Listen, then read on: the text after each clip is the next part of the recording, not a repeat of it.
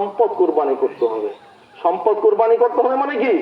আপনার আল্লাহর দেওয়া সম্পদ, এই সম্পদের মালিক আপনি।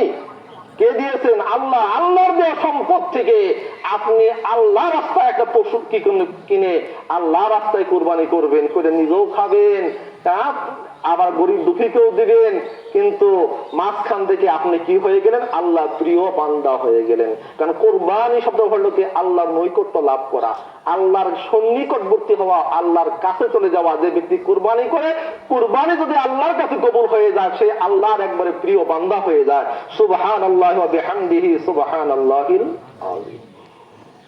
সে কুরবানি আপনাকে কতটুকু সম্পদ থাকলে আপনাকে কুরবানি করতে হবে, তাই না? আমাদের মাযহাবী ভাইদের মতে যে নিসাব পরিমাণ সম্পদ থাকলে কুরবানি করতে হবে, নিসাব পরিমাণ সম্পদ না থাকলে কুরবানি করা যাবে না।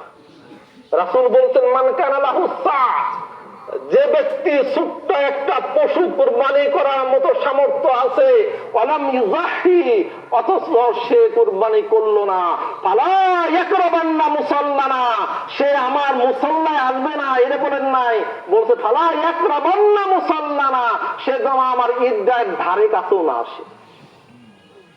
ঈদগাহে যেন না আসে, এই কথা রাসূল বলেন নাই।